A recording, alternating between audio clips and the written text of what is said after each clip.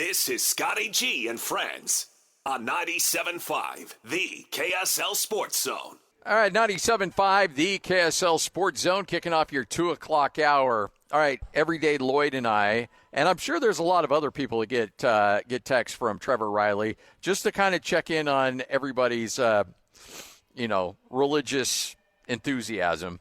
And by the way, Trevor, Lloyd appreciates them, and he's coming a little closer to the big man upstairs, thanks to you. Well, we're all trying, ain't we? Appreciate you, Lloyd, for being a holy man. Always, Trev. Always. You're gonna get him in that font. You know what's gonna happen someday. I tell you, I ain't recruiting nobody. Lloyd's recruiting. Lloyd works for the church, for heaven's sakes. He knows what's up. He's been investigating for a decade. We're ready for him, waiting on him. He's all right. He'll be there. Yeah, we'll get you there. Hey, how you doing? Everything good in your life? I'm fantastic. I'm about ready to take a personal trainer job here in Waimea, Hawaii. Moved out here with the wife. And I've been hanging out with Robert Blecken the last couple of days and a couple coaches from the Islanders, Brian Blecken and Senny. We ran a football camp out here on the Big Island with Kai Po. We had Kai Po there representing the Cava Lounge downtown. And we've been good. We had about 40 kids. So life's good. We're training kids, and I'm living in Hawaii. I can't complain. My daughter's playing pretty good basketball, too. She's got state playoffs coming up in California. Scotty, you got your own show. I think life's pretty good, man. Yeah, I can't complain. We're treated well. Hey, I had a chance to chat with Morgan last week, and it seems like he's in a good place. It seems like now that the dust is cleared a little bit, he can really focus in on building this team. Now that you've seen the dust clear a little bit, and Morgan's got his staff, how do you like that staff, and how much do you think that team suffers the loss of Witt next year? Do they just keep it rolling like it's been over the last decade? I think the most important position group we need to look at is the offensive line and the defensive line going through next season. Losing Jim Harding, as we all know around here, was a big deal. Probably the best offensive line coach in the country. Been courted the NFL multiple times. He's going back home in a way, right? He's from Ohio. That position group, right, they did a good job putting Jordan in there, and obviously he brought a big recruit with him. But he hired a guy, I'm getting to the point about the staff, named Mr. Gerke. Yeah. Okay, and Mr. Gerke was there a long time ago, and you want to talk about, he's like a secret weapon. He knows the secret sauce to winning. He's helping out that offensive line with Coach Gross. And then we got the defensive line group, okay? They're going to have to reload. They're losing Lewis Powell. I like the guy they got. He was at Pittsburgh. He used to coach Aaron Donald. He used to coach with T.J. Watt as well at Wisconsin. This guy knows a few things. So those are the two groups I'm looking at. Those are two splash hires, and we got a big shoes to fill, right? No doubt. And the question is, in terms of Jordan Gross, and I love that Coach Gerke's there, and when I heard that, I'm like, okay, it's going to be all right. Because it's one thing to be able to play the game at a high level and have all the talent in the world, but how difficult is it to translate what you know and actually disseminate that in the terms of coaching? Because not all guys can coach, even if they're highly talented. That's exactly right. Remember Magic Johnson? What was that, 94, 95? He lasted 30 games. Michael Jordan's never hopped in there. Larry Bird's one of the few exceptions. We're talking about basketball. And in football, we're seeing it with Deion a little bit. We're seeing it with some other guys. Jordan Gross, his reputation is a very highly intellectual person who has freak athletic ability. So we're going to see if he can communicate. I think he can based on the high school level. He just trained the best recruit in the country at the position. And he's known as a guy who doesn't mess around. So that is the thing that we're going to be all looking at, right? We led the nation in rushing last year. Where do you go from there, right? Any step behind is a step backwards. So they got big shoes to fill. I think that Jordan's going to be great, though. The D-line is another animal, right? They got a new coordinator over there, Mr. Swan. I think Morgan will have a big say what's going on. And then you got Chad Bumpus at receivers, who I used to work with intimately. He was a GA under Doc Holliday years ago. He was at Mississippi State. Great guy. A lot of energy, the all-time leading receiver, I think, in Mississippi State history. He's a good communicator. What I want to know, Scotty, where do you see this team going forward? Is they going to have an issue at quarterback? No. Running back, he's probably the best player on the team. The position's always going to be this. What do we do at receiver? What did we get in receiver? Last year we didn't have a great room. The year before was average. That's the room I'm looking at always going forward for the Utah Utes. What are we doing at receiver, and what's the plan? Well, there's one receiver that I saw a lot that was at Utah State last year that was a near a 1,000-yard receiver, and had he played in the bowl game, he would have broken 1,000. And, Braden Pagan is a really good receiver. Now, that's at the Mountain West level. When you take up a step to the Big 12 and you're getting harassed by corners that like to jam you at the line, that's going to be another question, because there's going to be a level of physicality that he didn't experience at the Mountain West level. That's exactly right. And that kid's really good. I've heard a lot of good things about him. I saw him play a couple times. We took a kid out of New Mexico last year, Mr. Davis. He was all right. To your point, that level, sometimes there's a shift there. I remember COC Mariner. He went down to Utah State, became all-world. He was pretty good at Utah. Mm-hmm. So we'll see about that. The spring was a big indicator for us last year on the quarterback. I wasn't sold on him because he's short until I saw him in the spring, and he looked great. So I'm looking forward to this spring. I want to see that room perform, and I want to see this defensive line room and offensive line room. Those are the three spots, and those new hires where I could be some question marks. I'm a believer in what we got going on, but that's a lot of talent to replace. How many linemen? I think I did the math, including the sandbacker and the tight end. We're replacing 12 or 13 guys on the front line. That's a lot. Well, and especially when you got your anchors on your offensive line that both of them are expected to go in the first round of the draft, you're not going to replace that overnight. Those are two first-round picks. That just doesn't happen when your right tackle and left tackle both go in the first round. Say that one more time, Scotty. I'm just saying, how difficult is it going to be to try to replace? Because I don't think you can. If you can get close to, great. But when you have two guys, your two tackles that are expected to go in the first round of the NFL draft, you just don't replace that overnight. Of course not. Those guys might go top 10. I got the pleasure to go visit with Mr. Fano. We have the same agent in Orange County. He looked unbelievable. And I know all about Mr. Lomu. My brother coached him in high school, at Highland High School. Those two kids come around maybe, once every 15 years? I think Jordan Gross was really the last one, him and Mr. Bowles. But, we've had a rich tradition there. So it's hard to say, Scotty, but I know this. A freshman at offensive line, left tackle, when's the last time that was done at Utah? Ended up being pretty good. Yep. All right, Trevor Reilly, kind enough to join us from Hawaii, right here on 97.5, the KSL Sports Zone. All right, best food in Hawaii. Ready to go. Poi. It's made from taro plant, but I like poi, and obviously you got Kahlua pork. Anything pig related, man. They're running like wild out here. We went hunted a little bit yesterday, but anything that comes from the pig seems to be pretty good. I love it. Only Trevor Reilly be hunting pigs out in Hawaii. Those wild boars, man, you don't mess with those. Nah, man, they're huge, dude. If you don't stay light on your feet, they'll ram you. We had Blecken and Senny out there doing it yesterday, and I got to tell you, man, this place is special. Okay, we've had a lot of great players out here. I can't help but think about Coach Mack and just the start of this thing, and where Utah is at now. Michigan just fires their AD or their general manager and Coach Witz over there. Utah is a national story. BYU has this stuff going on. Football in itself for the state of Utah, it's pretty exciting, man. We got a lot of storylines even going into the spring.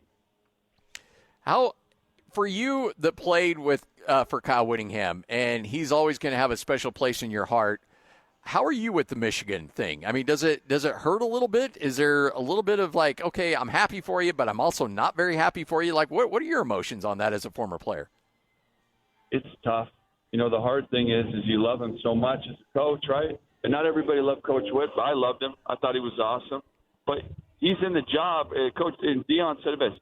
You're either getting fired or you're getting hired. I think we saw that happen, in a weird way over the last couple of months. But to see him at Michigan, it feels good to have one of our guys there. Even BYU can celebrate Coach Witt. He's one of their great all-time players.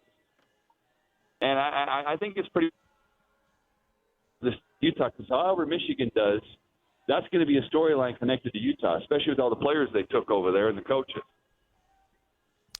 You were at Utah when Jay Hill was still there, correct? Or had he already left for Weber? Yeah. No, I was there with him for all 5 years, man. Jay was our special teams coordinator. What makes him such a great coach? He's attention to detail and he's intense.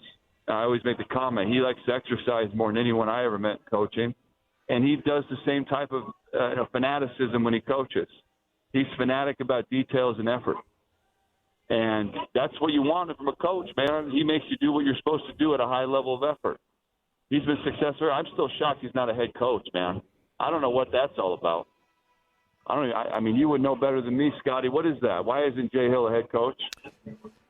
I think that he's I know for a fact that Utah State offered him, and that he came very close to taking the Utah State job last year, and he turned it down and decided to stay at BYU, and then Utah State went and got Bronco Mendenhall. I think there's been opportunities. I think he just was in a good situation at BYU and decided, you know what, I'm just going to ride this out and wait for the perfect opportunity, and who knows, maybe in 2 years he's the head coach in Michigan. That could be a thing. I think he's got a lot of good things coming with his health scare. His wife's fantastic. I'm impressed with the whole operation that they got going on at Michigan. They just fired their whole personnel staff.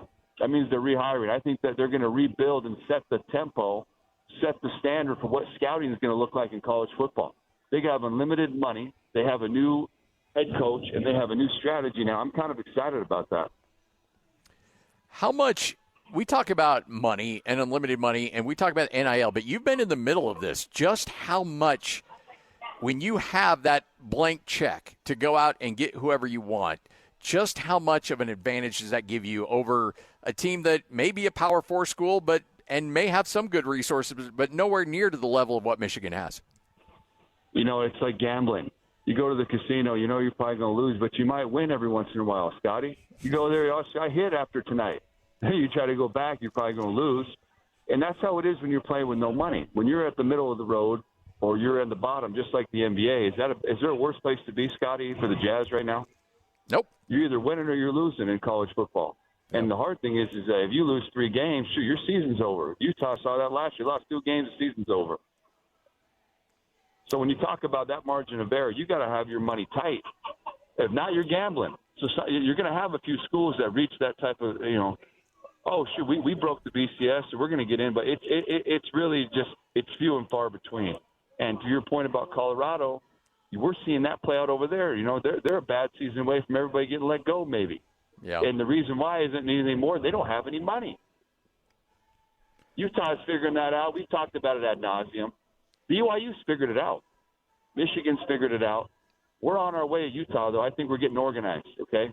I've been into some meetings, and we're on the right path. I think that this private equity deal.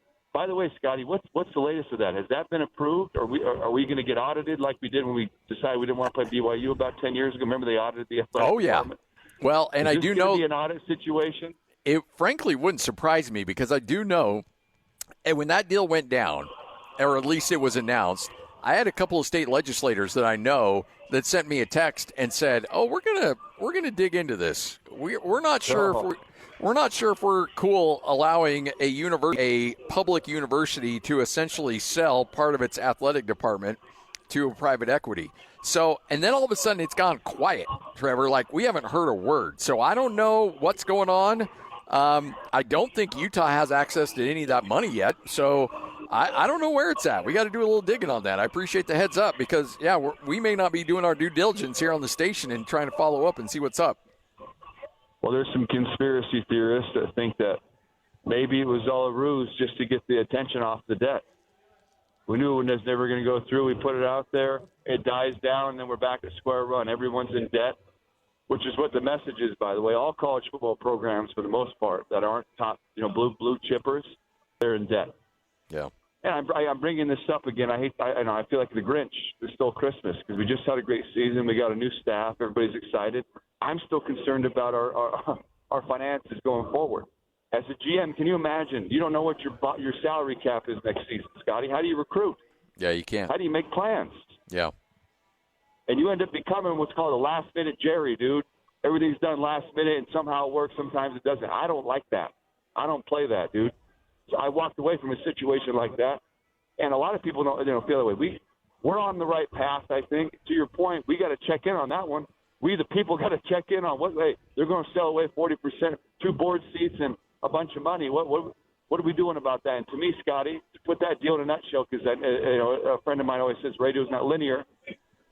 When you talk about giving away 2 board seats and a large amount of your say in how you're going to run your business, as a government entity, right, that is a serious thing.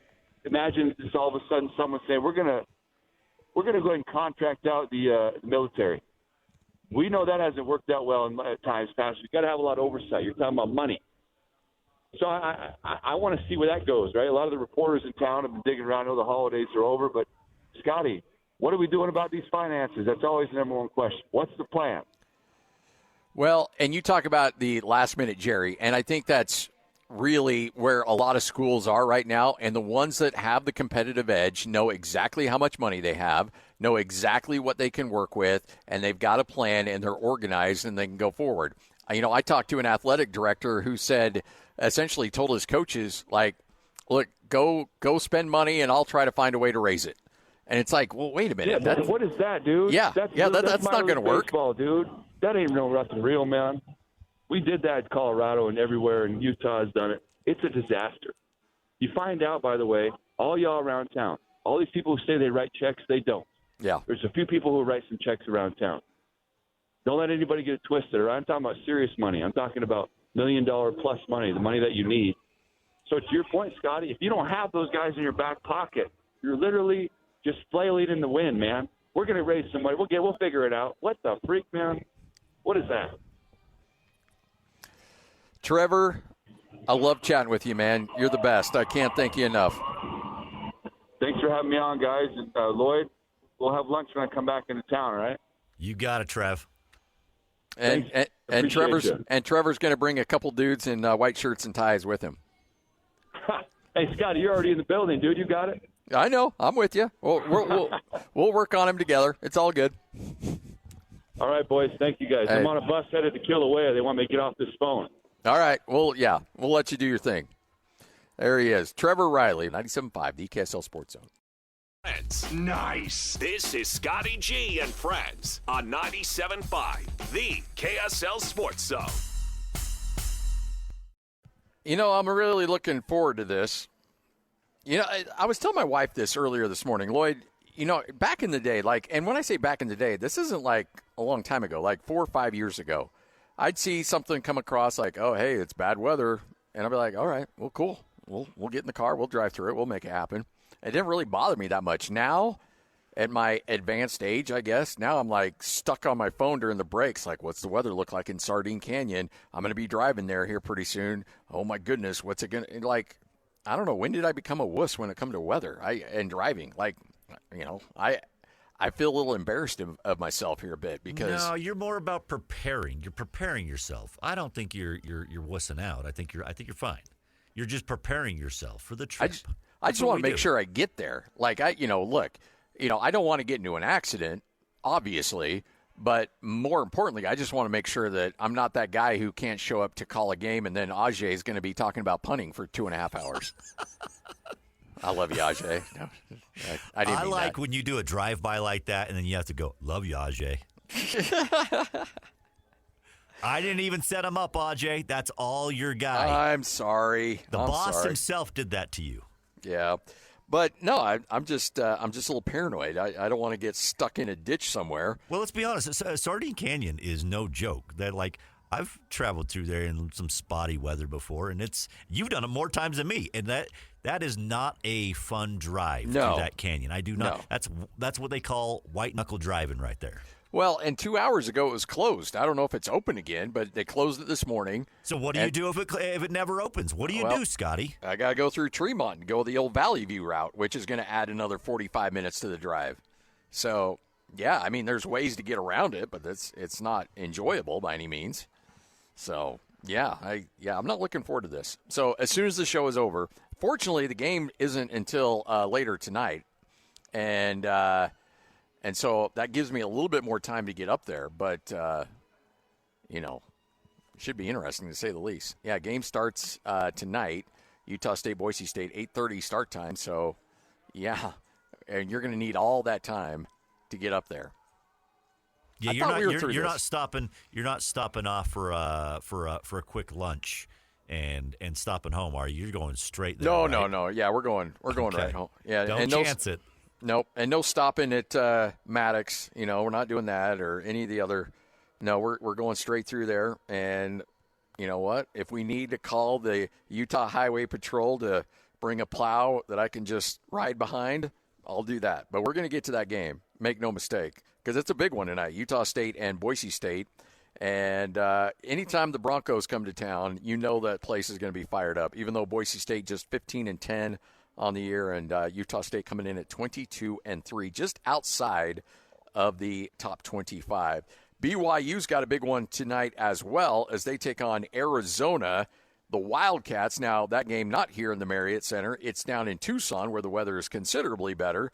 But Kevin Young talks about how his team's got to prepare for life without Richie Saunders and going up against a really good Wildcat squad. Yeah, first let me address Richie if you guys don't mind. He in a lot of ways has been the flag bearer of just the Kevin Young era, so to speak. Just from day one, when he committed to coming back here, and then everything that he did last year and this year. In a lot of ways, just a poster child of everything that we were trying to do here. And so for that, I'll forever be grateful for Richie. I think he's everything that's great about a college basketball player. The amount of people, including opposing coaches within our league, that reached out to me, about Richie in the last couple of days, I think says a lot about him. Thing I love about him is just how much of a self-made guy he is. He's gotten himself to the point he's at because of sheer work and motor and effort and want to, and paid his dues and got a lot better. It's rare in this day and age, for a guy to do what he did here at BYU. And then lastly, just his commitment to BYU, his commitment to the community, to the university, the mission of the university. He's a BYU legend and will forever and always will be. And I just want to thank him and his family and everybody that's associated with him for the type of young man he is. Now, to the question you asked about Rob scoring more, yes, we're going to need him to be a play finisher a lot in conjunction with the playmaker. I think the way he's shooting the ball, both from three, and at the basket has been extremely impressive. And it allows AJ to play on the ball a little bit more and gives us another kind of guy who can kind of space the floor and be, like I said, a play finisher. So, Rob and AJ and everybody, quite frankly, is going to have a lot of things on their plate. And I know those guys are, those two in particular, are built for this type of thing. All right, we'll go Darnell, then Dana. Yeah, I got a couple of questions. Kevin, in terms of Richie being, a BYU guy and bleeds blue and shows everyone what it means to be a Cougar, it seems like NIL and the transfer portal kind of creates an atmosphere that doesn't make a lot of guys like that anymore. How important is it to try to find athletes to do that to help you build your culture? It's a great question, and one, if I was a lifelong college coach, I would probably have a better answer for you. This is the iteration of college basketball that I know. I can only imagine what it was like back in the day when you could have, the same players for 3 to 4 years. That's amazing. I think in the NBA world, I think about the Spurs and the Bulls and the Warriors and these teams, even some of my short stints, like with the Suns, where you're getting the same guys year after year. That's how you build continuity, and it's very difficult in this day and age. And so you ask, how important is it? If you can do it, I think it's wildly important. How likely and realistic is it? That's a whole other question. Now, I do think at BYU specifically, there's guys that are drawn to BYU for reasons that are greater than basketball, and maybe we can build on, some of those young men. We have a couple coming in, in this recruiting class. But even that's not a shoo-in, right? I think you still have to, at the end of the day, you still have to help young men get better. You have to prove to them that you know what you're doing, so they're invested in your program. And then, like it or not, the economics have to match for both parties, and that's a challenge. There's no getting around it. Yeah, my second question has to do with the freshmen in the league. You have a great freshman in AJ. It seems like every night in the Big 12 you're playing against another freshman that's really good. Do you think there are one or two aspects of their development in high school that may lead them to be not only good freshmen, but guys that can take over games? Yeah, I mean, I don't know if I could point to one thing that this freshman class would have in common as it relates to their high school careers.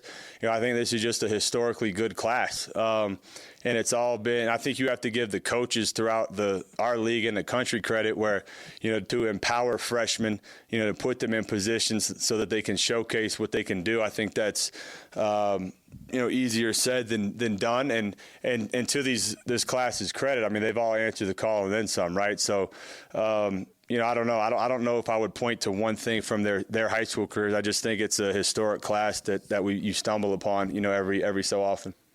Hey, Coach, you mentioned Rob Wright to help pick up some of that scoring slack. What about some of the other guys with Kennard and Kostic and Mihajlo and those guys? What have you told them about being more involved in both sides of the ball, but particularly off? Yeah, I mean, everyone's going to have more opportunity. I think you saw it in the Colorado game. That was an extremely difficult game just from an emotional standpoint. One of the hardest games, if not the hardest game I've ever had to coach in, if I'm being honest with you. But I think you saw where multiple guys have had to step up. Tyler comes in right out of the gate, bangs 2 threes. Kostic bangs the big one. Mihai hits one. I think Kennard's playing a little bit more within himself, and I'm going to try to unlock him more. I think I've probably done him a disservice by trying to make him, a strictly a catch and shoot guy when he has a lot more to offer that I think we're going to see a lot more of now. And then we've got to explore other lineup combinations that we haven't looked at, and that's some things that we've looked at in practice. So, everything's on the table. I think where I draw the most excitement is I don't know, man. I think I do better in situations like this, back against the wall type of mentality. I've kind of operated that way my whole life, and I'm as energized as I've ever been as a coach, and I'm really taking this challenge head on. And I know a lot of people are writing us off, and I'm kind of relishing in that, and so are our guys. And when you got a group of guys like we do who are good young men, I think that they're going to rely on each other and band together, and I'm excited to see what this iteration of it looks like. And then, going into a hostile place like Arizona, coming off 2 straight losses, they're going to be hungry. They're dealing with an injury of their own. What do you expect out of going into the McHale Center? Yeah, I mean,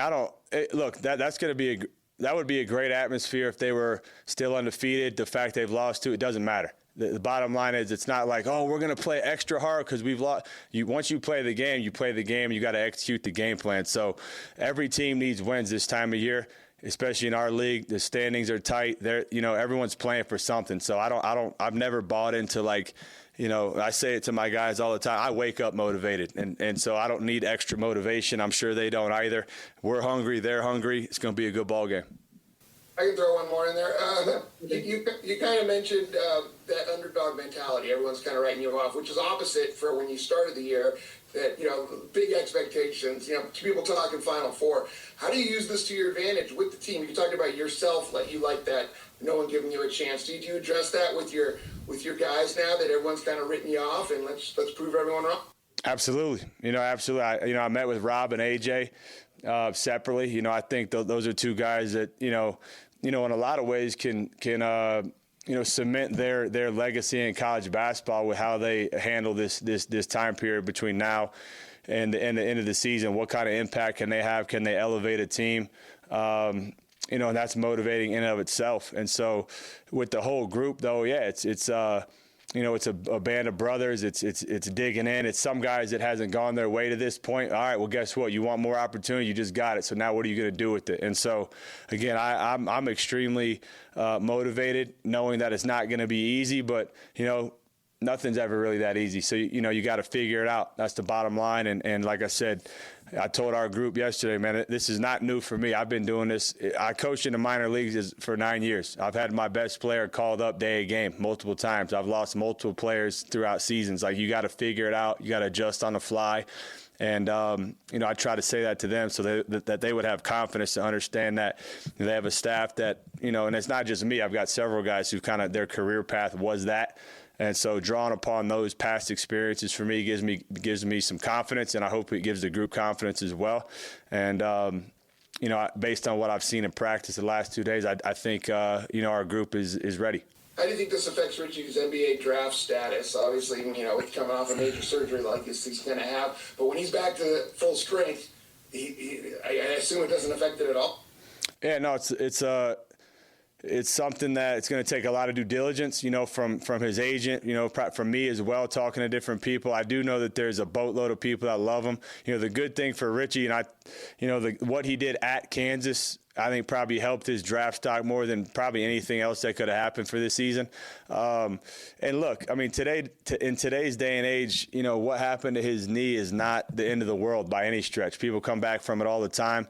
It'll be interesting. It'll be interesting to see. I'm hopeful that maybe it gives him a little bit more control in terms of what team he actually goes to, which in my estimation is one of the most important things any player going into the NBA could do, is to go to the right team, the right fit, the right organization.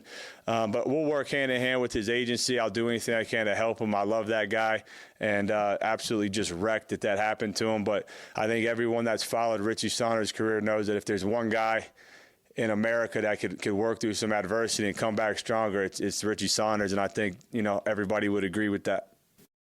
There he is, Kevin Young, head coach of BYU, as they get set for a massive battle tonight in Tucson against Arizona. All right, we'll wrap up this bad boy coming up next. 97.5, the KSL Sports Zone.